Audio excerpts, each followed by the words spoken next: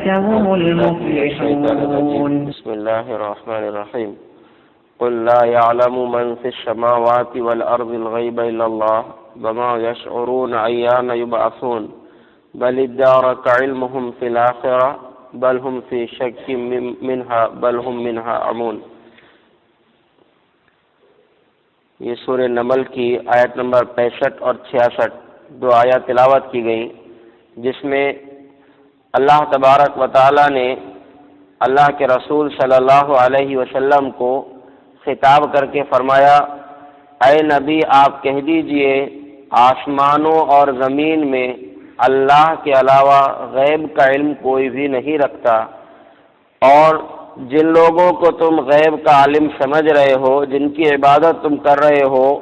وہ اس بات کا بھی شعور نہیں رکھتے کہ وہ دوبارہ کب اٹھائے جائیں گے، بلکہ ان کا علم آخرت کے بارے میں عاجز آ چکا ہے، ختم ہو چکا ہے، اور وہ اس میں شک کر رہے ہیں، بلکہ وہ اس میں اندھے ہو چکے ہیں۔ غیب کا علم کائنات میں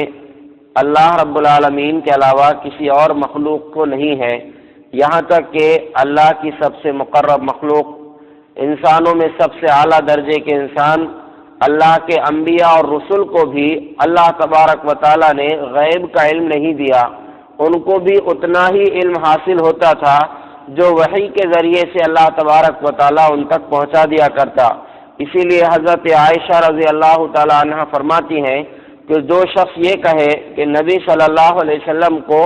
غیب کا علم تھا، گویا کہ اس نے اللہ کے بارے میں جھوٹ کہا ہے، کیونکہ اللہ تعالیٰ نے خود یہ کہا ہے کہ آسمانوں اور زمین میں اللہ کے علاوہ کوئی بھی غیب کی بات کو نہیں جانتا۔ نبی صلی اللہ علیہ وسلم کو بھی غیب کا علم نہیں تھا، اور اس کی وضاحت اللہ تبارک و تعالیٰ نے قرآن کریم میں دوسرے مقام پر فرمایا ہے کہ اللہ تعالیٰ خود نبی صلی اللہ علیہ وسلم کو حکم دیتے ہوئے فرماتا ہے، قل لو كنت عالم الغیب لاستكثرت من الخیر وما مسنی السوء ان انا الا نذیر وبشیر۔ اے نبی آپ کہہ دیجئے اگر میں غیب کا علم رکھتا تو مجھے کبھی بھی کوئی تکلیف نہیں پہنچتی اور میں بہت ساری بھلائیاں نیکیاں حاصل کر لیتا، لیکن میری حالت تو یہ ہے کہ میرا مقام صرف اتنا ہے، ان انا الا نذیر وبشیر، میں صرف ڈرانے والا اور خوشخبری سنانے والا ہوں، یعنی غیب کا علم میرے پاس نہیں ہے۔ غیب کا علم میرے پاس ہوتا تو میں نیکیاں اور بھلائیاں زیادہ کرتا، مجھے کوئی تکلیف نہیں پہنچتی۔ لیکن نبی صلی اللہ علیہ وسلم کی زندگی کو ہم دیکھیں تو معلوم ہوتا ہے کہ بہت سی تکلیفیں آپ کو پہنچائی گئیں، آپ کو زہر والی بکری کھلائی گئی، آپ کے اوپر قاتلانہ اور جان لیوا حملے کیے گئے،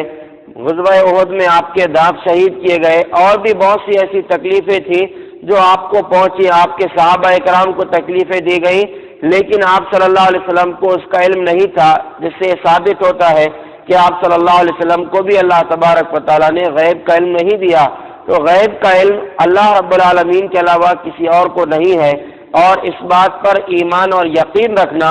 یہ مومنین کی صفات میں سے ایک صفت ہے۔ اور جن لوگوں کو لوگ اللہ رب العالمین کے علاوہ بھی غیب کا علم رکھنے والے سمجھتے ہیں، اللہ تعالیٰ نے وضاحت کیا ہے وما یشعرون ایان یبعثون، یہ قیامت کے دن دوبارہ کب اٹھیں گے، ان کی یہ زندگی، قبر کی زندگی کب ختم ہوگی، دوبارہ کب ان کو اٹھایا جائے گا، اس بات کا بھی احساس ان کو نہیں ہے، جس سے معلوم ہوتا ہے کہ ان کو غیب کا علم نہیں ہے۔